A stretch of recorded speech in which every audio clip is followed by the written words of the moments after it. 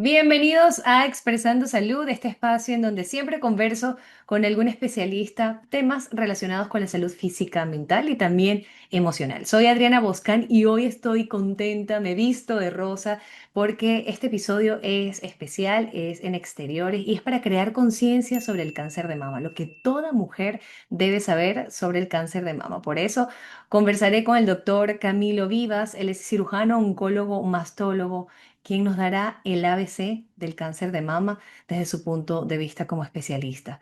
Si te gustó este episodio, mi invitación es a que le puedas dar like, a que compartas la información y también a que presiones la campanita para que no te pierdas ningún otro capítulo. Sin más preámbulo, comenzamos Expresando Salud. Bienvenido, doctor. Gracias por su tiempo. Muchas El gracias. cáncer de mama ha sido un desafío. Aunque la ciencia avanza, todavía no tenemos una vacuna que diga que no vamos a padecerlo.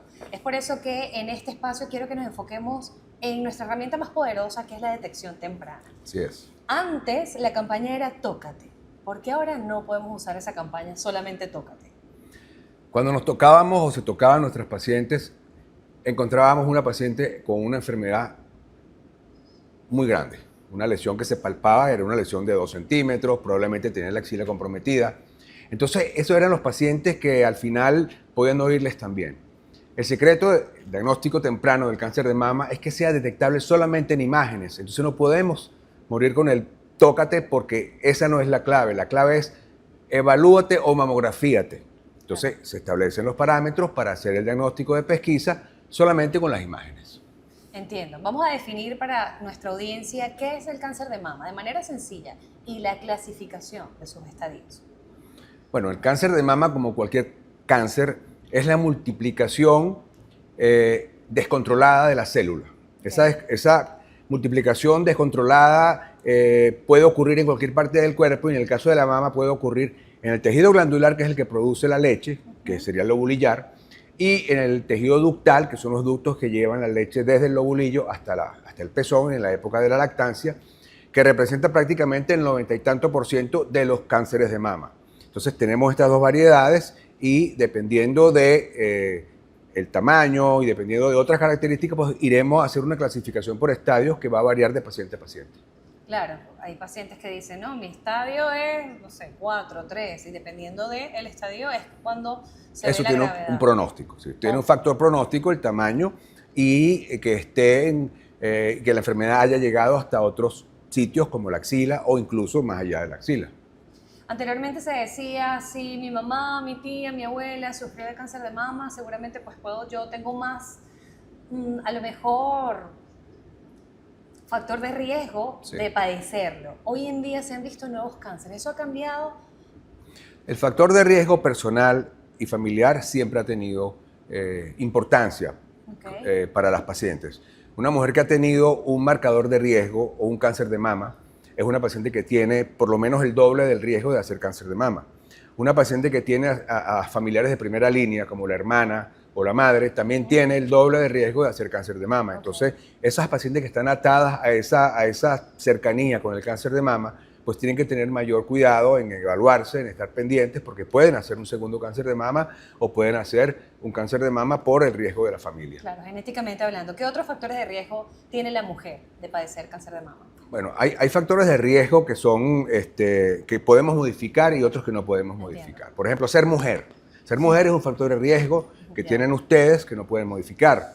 Y los riesgos familiares y personales. Si los tienes, pues es un riesgo que tienes ya y que tienes que vivir con él y tienes que asumirlo y por eso aumentar tu cuidado en lo que al diagnóstico precoz se refiere. Ahora, hay riesgos que pueden modificarse, pero son riesgos que se pueden modificar en cualquier cáncer. Por ejemplo, el hábito tabáquico. Eso es algo que tú puedes modificar no solamente para mama, sino también cuello uterino, pulmón, etc. La obesidad, el sobrepeso. La comida que es chatarra, que no son comidas saludables, pues también están involucradas en este riesgo que puede ser modificado. Y así el sol y tantas cosas, rayos ultravioleta, los rayos de radioterapia, por ejemplo. Cuando tú trabajas en un ambiente donde hay rayos, pues tienes que cuidarte con tu peto si eres trabajador de la salud. Cosas que puedes modificar. Las mujeres que no han salido embarazadas Bueno, ¿O pueden tener se más dice riesgo? que las mujeres que no han tenido embarazos tienen más riesgo que las mujeres que han tenido múltiples embarazos. Eso tiene que ver también con el haber tenido la carga progestacional que es protectora y no Ok. haber sido sometida a la carga estrogénica sucesiva de cada ciclo menstrual. Las mujeres que han tenido embarazos y diversos embarazos, pues han tenido 9 meses de efecto progestacional solamente y Claro. eso parece que es un efecto protector y se ha visto que esas pacientes tienen menos riesgo que las mujeres nulíparas. Eso es una de las... Entiendo. Hay mujeres también que tienen las mamas muy densas. ¿Esta densidad mamaria tiene alguna relación con padecer cáncer de mama? Fíjate, el problema con la densidad mamaria es que desde el punto de vista técnico, cuando evaluamos una mama, si la mama es muy densa, eso está clasificado por la Asociación Americana de Radiólogos y tiene una clasificación de la A hasta la D. Las mujeres con mama grasa son clasificación A y las de mama muy densa es clasificación D. Y tú ves esa mama blanca en las mujeres que tienen la mama muy densa, generalmente muy jóvenes, sometidas todavía al efecto estrogénico de sus Claro. mamas. Y tú ves en mujeres ya menopáusicas y mayores una mama más grasa. Entonces es más fácil ver un nódulo, una asimetría o una densidad que no es normal en una mama. Ok. Generalmente las mamas deben parecerse cuando tú las ves enfrentadas una con otra. Eso es una característica de la mama densa. Pero existe otra cosa con la mama densa hoy en día y que tiene que ver es con la presencia de una hormona que está relacionada con la hormona del crecimiento. Ok. Esa hormona tiene la facultad de aumentar la proliferación celular, no solamente de las células epiteliales, sino estromales en la mama. Y también está relacionada con con la mala respuesta al tratamiento con quimio y la recaída en cáncer de mama. Entonces, cuando miden esta hormona en suero, las que tienen elevadas estas hormonas generalmente son mujeres con mamas muy densas, mamas tipo C o tipo D, y pareciera que ese grupo de mujeres tiene mayor riesgo por esta. Pero esos son cosas, trabajos que se han Claro. llevando a cabo y que se han visto y hay que mencionarlo. Claro. Ahora bien, ¿cuál es el estudio que debe hacerse la mujer para hacer ese diagnóstico a tiempo del cáncer de mama? Bueno, el método de pesquisa por excelencia ha sido la mamografía. Bien. Y la evaluación mastológica integral, que es lo que hacemos nosotros acá, es la evaluación mamaria con el rayo X, que es la mamografía, y a continuación el complemento ecográfico. Cuando tú ves una mama en el rayo X, en la mamografía, que tienes que comprimir bastante para que la mama disperse el tejido y los rayos pasen y no muestren suma de tejidos que puede ocultar. Claro. Puede ocultar el nódulo o la asimetría, que puede ser la lesión maligna. Uno tiene que tratar de que esa evaluación esté bien hecha, que esté técnicamente bien y que la persona que la vaya a diagnosticar, que sea el radiólogo, tenga mucha experiencia, porque todas estas cosas hacen que se dejen de ver lesiones y se hayan falsos negativos, que son lo más grave que puede haber, porque un susto, un falso positivo, pues bueno, al final terminas dándote cuenta que no es nada malo, pero hiciste algo. Pero las pacientes que se van para la casa con la sensación de que todo está bien y resulta que tienen un problema, eso es más grave. Entonces, estas pacientes, después que hacen los rayos X o la mamografía, van entonces al ultrasonido. Las imágenes que se ven como esferas en la mamografía, después en el ultrasonido tú puedes ver si son sólidas o son quísticas. Pero no es lo mismo tener una lesión quística que tener una lesión sólida en la mama. Las lesiones quísticas pues no son nada, Son líquidos. la mayoría de las veces Quísticas sí son es líquidos. líquido, y las sólidas ahí puede haber un tumor, un cáncer de mama, entonces hay que evaluar. Lo mismo las microcalcificaciones, lo mismo las densidades asimétricas. Ok. Fíjate que son varias imágenes que el radiólogo tiene que evaluar para hacer el diagnóstico temprano del cáncer de mama. Yo voy procesando. Recapitulando. Entonces, el eco mamario complementa el estudio mamográfico y el examen físico. No, Sí. la mujer no puede hacerse solamente una mamografía, ni tampoco puede hacerse solamente un eco, a menos que sea muy joven. Hoy en día, ¿Cómo es? no. Hoy en día, la evaluación mastológica completa que lleva la mamografía con sus 4 proyecciones y luego el ultrasonido más el examen que hace el radiólogo y luego un informe detallado donde concluye, clasifica y recomienda. Ese es el estudio ideal para que usted quede completamente evaluada. Este estudio, la Evaluación mastológica integral, Ok, sí. incluye entonces esos 3 pasos. Ninguno se puede saltar porque uno complementa el otro. Acaba de decir que dentro de la mamografía se hacen 4 proyecciones. Bueno, Sí. la mama es redonda y la manera como de verla por todos Sí, lados. hay y que el hacer eco complementa. las proyecciones laterales de cada mama Ajá. y las proyecciones craneocaudales. Entonces así estás viendo la mama en sus 2 ángulos, porque la mama es tridimensional y las placas son planas. Entonces, si tú ves solamente una proyección, estás viendo la suma de tejido y se te puede ocultar uno atrás del otro. Claro. Tienes que verla en este otro ángulo para ver si hay algo allí.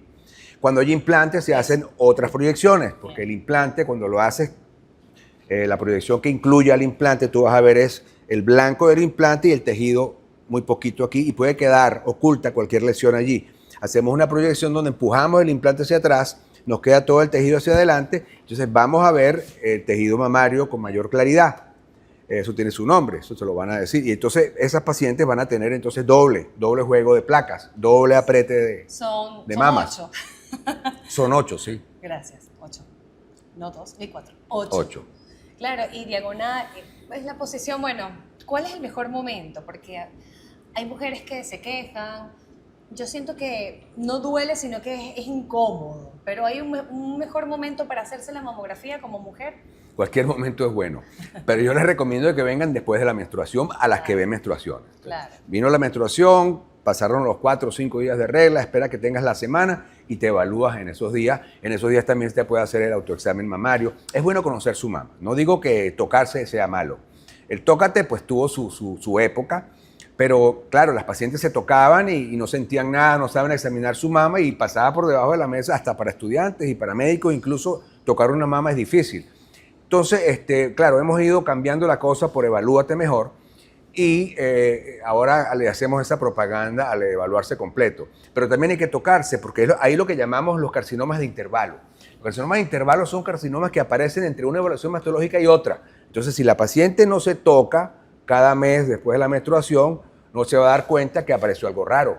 Entonces, esa densidad que siente una paciente entre una evaluación y otra, tiene que inmediatamente consultar y comunicárselo a su médico. Ok, no solamente un bulto, ¿qué otras cosas puede generar la mama que puede significar que hay algo allí? Esos signos y síntomas que pueden ser de riesgo en la mujer, retracción del pezón, retracción o edema de la piel, inflamación de la piel de naranja, enrojecimiento, el sangrado es anormal. La mujer que sangra su ropa íntima espontáneamente y de un solo lado. A veces hay secreciones por el pezón que son muy oscuras y pueden confundir. Ectasias ductales en mujeres que han tenido hijos y han dado lactancia, pues tienen dilatación de los ductos y a veces sale líquido de sus pezones. Pero esto es sangre. La sangre es anormal, hay que chequear porque puede haber una lesión ahí papilar y si son papilares con atipias, pues es un factor de riesgo. Y la retracción o la erosión, la ruptura del pezón, además de que puede ser por el roce con el sostén de licra, que eso se ve muchísimo, se llama eczema del pezón, también puede ser una lesión que es un carcinoma de la mama, que se llama la enfermedad de Payet y está asociada a una lesión maligna de la mama vecina. Comentando eso y yo quiero tener algodoncito solo, sostenes de algodoncito. Sostenes de algodón, básicamente para evitar el eczema, que es muy frecuente el motivo de consulta en nuestras consultas de mastología. Estamos en ese estudio preventivo. Vamos a imaginar que dentro del eco mamario y la mamografía se ve una lesión. ¿Cuál es el siguiente paso de ver esa lesión? Ok, el servicio de imágenes está evaluando a una paciente, ellas ven primero la mamografía, las comparan, las ves una frente a la otra, primero las laterales y luego las craneocaudales, ves una densidad que no gusta porque del otro lado no está y la ves también en la otra proyección, o sea que sí existe. Pides una compresión, comprimen, la ven como una especie de lupa y ves que la imagen al comprimirse más duro no desaparece, sino que sigue allí. Entonces la pasas al eco, esa misma doctora o el médico que la está viendo de imágenes evalúa el área porque ya la tiene documentada, cuadrante superexterno de la mama derecha o izquierda. Entonces evalúas ahí con el eco y ves si tiene expresión al eco. Si la imagen densa que viste en la radiografía tiene expresión al eco, entonces dice, aquí hay una simetría que tiene expresión al eco que es anormal. No estaba el año pasado, en el examen del año pasado, es reciente aparición, eso va a una biopsia. Y la clasifican, clasificación 4, que es para biopsia. Entonces, esa biopsia va a hacerse con el método con el que se ha descubierto. Si se descubrió con mamografía y eco, se hace con el método más fácil. ¿Cuál es el eco? Se pone el eco como guía y se hace la imagen. Claro, por eso se llama eco guiada. Eco guiada. Cuando ven la imagen solo en la mamografía, es una densidad simétrica o una imagen asimétrica de la mama, que no logras ver al eco, entonces dice, esto es una imagen mamográfica solamente o unas calcificaciones muy feas. Entonces, esa paciente va a ir a una biopsia guiada por la mamografía, por el estudio que se llama estereotaxia digital, y ella lo que va a hacer es calcular las coordenadas para llegar a la mama se mete una aguja ya sea de disparo, que es una aguja gruesa, o se mete una aguja que va a comer como un Pac-Man dando vuelta y va a aspirar los cilindros que van por una manguera y se van agarrando abajo. Son métodos muy sofisticados para hacer biopsia, que no hay en todos lados, pero que son muy útiles porque podemos llegar muy temprano a ver una mama en una lesión que todavía no se toca. Sí, y son tan sofisticados que incluso con implante mamario, pues se hacen. Es completamente seguro. Bueno, Sí. a mí me ha tocado hacerme como 4, ya perdí la cuenta. Y allí viene el punto donde entra el patólogo para hacer esa biopsia y definir si es algo normal, positivo o es algo negativo. Una vez que esa paciente le llega el resultado del patólogo, ¿a dónde Es va? al revés. Es al revés, ¿cómo es? Si es positivo, es malo. Ah, exacto. Si está normal, fue negativo. Si está normal, fue negativo y para cada quien biopsia. su Negativo para Ajá, vamos a malignidad o imaginar positivo para malignidad. que recibió el sobre y dice positivo. ¿Qué debe hacer ese paciente con ese sobre? ¿A dónde acudir en primer lugar? Porque sé que es un equipo multidisciplinario. Ok, esa paciente vino, se evaluó, fue a imagen, rayos X, mamografía, perdón, eco, vieron una lesión, le sugirieron una biopsia de cualquier tipo y ella se hizo su biopsia. Bien. Vino a buscar la biopsia, se la entregan y dice carcinoma, ductal, infiltrante, y le dicen, se sugiere hacer inmunistoquímica. Entonces, el médico que le entrega la biopsia... ¿Qué?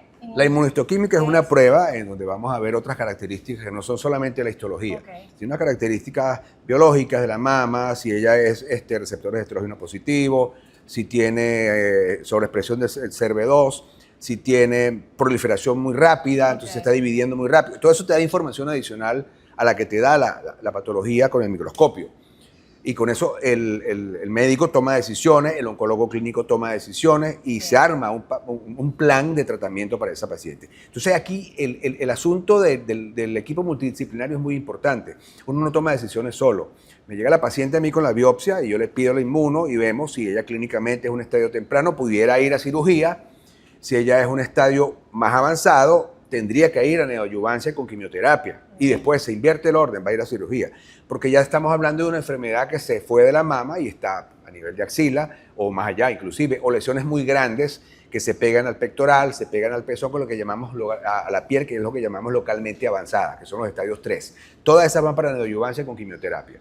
Y las muy tempranas son las que pueden ir a cirugía preservadora y después va a radioterapia, porque toda cirugía que preserve la mama va a radioterapia complementaria para para tratar el resto de su mama. Claro, todos queremos una cirugía preservadora de la mama. Hoy en día... Y de la axila ahora. Para eso es el centinela. Okay. Que no me lo has preguntado, eso, pero es importante. El ganglio centinela. ¿Qué es esto de un ganglio centinela? Bueno, cuando hablamos de ganglio centinela yo lo comparo como la cabala. Las cabalas que uno consigue en la carretera, además de que asustan, tú ves el primer guardia que se te viene, ese es el centinela. Luego hay como 3 o 4 guardias más allá. Bueno, en la axila y en todas las zonas de drenaje del cuerpo, que no es solamente axila, tenemos la ingle, tenemos la región retroperitoneal, el mediastino, en el cuello, en todas partes hay ganglios que trabajan produciendo glóbulos blancos para defendernos de las infecciones. Pero también son como una barrera que protege a las mujeres a nivel axilar de que la enfermedad mamaria se disemine muy rápido. Entonces, la primera alcabala de diseminación del cáncer de mama son los ganglios axilares. Pero hay uno en particular, o dos, que son los primeros. Y cuando la mama se dejó de evolucionar hasta que se tocaba y ya se fueron células hacia la axila, nosotros vamos a encontrar que esos ganglios tienen células mamarias atípicas. Entonces, ¿cómo descubrimos cuáles son los primeros ganglios? Colocamos una sustancia que va por la vía linfática, se llama azul patente, azul isosulfán, y cuando entramos a quirófano, evaluamos con un corte la axila, buscamos ese ganglio que está azul y la patólogo nos entrega el informe del corte congelado de si ese ganglio está positivo o no está positivo. Si el ganglio está negativo, entonces vamos a la mama, resecamos la lesión y esa paciente no va a ir al vaciamiento axilar o disección axilar, que es lo que tanto molesta a las pacientes, porque les molesta más a las pacientes una disección de axila que incluso la mastectomía completa. Debe doler, debe molestar. No, y es que tienes el problema del linfedema. Del brazo. Sí, el brazo, si le vas a dar radioterapia a la mama y de pronto a la zona de drenaje y encima tienes un vaciamiento o disección axilar, vas a sumar dos efectos que hacen que el sistema venoso y linfático del brazo, sobre todo el linfático, esté dificultado aquí en la axila y el drenaje va a ser difícil. Entonces, el brazo cuando necesita que trabaje su sistema de drenaje linfático, una quemadura, una infección en la mano, un pinchazo haciendo jardinería, sobre todo la quemadura del horno, importante, porque tú ves las manos pero no ves el brazo y se queman aquí. Inmediatamente se hincha el brazo y ese brazo generalmente no regresa. Yo les digo a las pacientes mías, mira, si se les hincha ese brazo, yo me escondo, porque ya no hay nada que hacer. Es muy poco lo que se les puede ofrecer a las pacientes con edema linfático del brazo. El linfedema es algo que uno no quiere que suceda. Entonces, el centinela es para evitar hacer disecciones innecesarias. Pues es muy triste hacer un vaciamiento de axila. 12, 15 ganglios, todos negativos. Claro. Eso se hacía antes, pero con la aparición del centinela, pues ahora podemos nosotros evaluar las axilas y estar seguros de que no vamos a hacer un vaciamiento innecesario. Gracias, Ganglio Centinela, por Gracias, asistir Ganglio y Centinela. evitar toda esta situación. Vamos a retomar esa cirugía porque, bueno, como mujeres somos coquetas, nos gusta sentirnos bien y hay una cirugía oncoplástica. Sí. Hoy en día, ¿qué se está haciendo con esta cirugía oncoplástica? ¿Cómo lo Sí, es manejan? como una simbiosis entre la cirugía oncológica y la cirugía plástica. Entonces los cirujanos oncólogos y los plásticos hacen eso como un training especial donde ellos están en capacidad de hacer cirugías oncológicas que no violen el criterio oncológico de la resección con margen y demás, pero que tampoco dejen una secuela estética tan fea como que un pezón mirando para el otro lado, o caído, o más alto, o cirugías retráctiles con feas, que sean estéticamente feas, sobre todo cuando son de los cuadrantes internos donde está el escote de la paciente. Entonces, hay una manera de resolver eso, pues entrenándose en ese tipo de cirugía y aprendes a hacer abordajes mucho más estéticos sin violar normas oncológicas. Yo he visto bellezas y he visto incluso reconstrucciones que le hacen el pezón y luego viene el tatuador y hace la areola. Y yo digo, wow, cuando lo comparas con la otra, es una maravilla. Sí, en las mastectomías totales tenemos esas reconstrucciones. Son reconstrucciones con colgajos de músculo del recto abdominal, colgajos del músculo del dorsal ancho. Y tenemos también las mastectomías completas que preservan la piel y complejo oral a pezón en lesiones in situ, por ejemplo, muy extensas, que no puedes preservar la mama, pero no son lesiones muy agresivas tampoco. En lesiones muy pequeñitas también, pero son multifocales, estadios tempranos. Se puede hacer la mastectomía total, se preserva la piel, el complejo oral de la persona y se coloca un implante, por ejemplo, o se coloca un colgajo del recto abdominal. Esas pacientes quedan muy bien y yo creo que quedan muy satisfechas. Tenemos muchos casos operados y con esos resultados satisfactorios. Hay muchísimas opciones. La invitación es a que sea ese diagnóstico, esa pesquisa a tiempo para que puedas recibir el abanico de opciones que no solamente van a brindar salud, vida, tranquilidad, seguridad física y emocional. Perdón, eso del pezón tatuado era antes, que no lo dije, era antes cuando hacíamos en la mastectomía con colgajos de reconstrucción, que quitábamos el complejo oral a pezón. Completo. Sí. Ahora no. Entonces ahora lo estamos dejando, pero en aquel entonces dejábamos una pastilla de piel del abdomen que venía con el músculo y entonces resecábamos un fragmento de piel, incluyendo la areola y el pezón, y quedaba entonces un parche de piel del abdomen. O sea, había que hacer completo todo. El pezoncito y luego había que tatuarlo y para que tuviera el color y se pudiera comparar Ahora con no el se otro. hace, ahora se Ahora preserva. tratamos más bien de hacer una preservación de la Del piel pezón, del complejo del oral a todo. pezón y se usa el mismo pezón. Bueno, cuando se puede. Cuando se puede, por supuesto. Entiendo. Cuando no hay que... Si está el tumor cerca del No se pezón, pues toca resecar el pezón o la areola. Si buscas comodidad y atención integral para tu salud, en el Centro de Especialidades Anzoátegui tienes todo en un solo lugar para tu bienestar. Son 53 años en donde la seguridad, la tecnología y la confianza van de la mano con la excelencia médica. Doctor, bueno, ya he aclarado todos estos puntos, sobre todo en la pesquisa. Si tengo ese voltito, quisiera que le dejara a las mujeres que están hoy en sintonía viendo este video un mensaje. Obviamente la persona que recibe el diagnóstico siente miedo, puede incluso paralizarse. ¿Qué puede decirle a esa persona que está recibiendo el diagnóstico? Nada de parálisis. Hay que actuar, hay que trabajar. No hay que paralizarse ni para la pesquisa, ni una vez que después de la pesquisa te diagnostican un cáncer. Si te diagnostican un cáncer temprano, el riesgo de morir por esa enfermedad es muy bajo. Las mujeres que fallecen por cáncer de mama generalmente han llegado en estadios más avanzados. Sí. Y en estadios más avanzados, pues es más difícil, pues estadísticamente hablando, porque eso es lo que somos al final, somos un grupo en varias casillas. Estadísticamente, las mujeres con estadios más tempranos pues van a tener más riesgo de morir. a pesar de que hay ahorita muchísimas maneras de tratar el cáncer de mama de todo tipo, es la quimioterapia, es la radioterapia, es la inmunoterapia, es el tratamiento antiestrogénico, que lo llamamos tratamiento hormonal. O sea, hay muchas armas para resolver esto, pero la clave es que la persona que diagnostica su enfermedad temprano inmediatamente vaya, consulte, actúe. Bien. Y no se esconda, porque eso no le va a dejar nada y se va a arrepentir. Claro.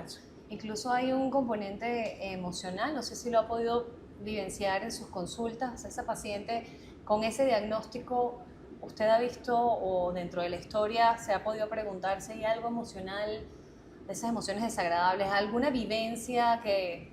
Sí, yo me he dedicado a lo largo de estos 20, ya casi 30 años que tengo viendo cáncer de mama y cáncer de otros tipos, porque al final me he dedicado a la mama, pero he comenzado como cirujano oncólogo general, pues, viendo muchas otras patologías, colon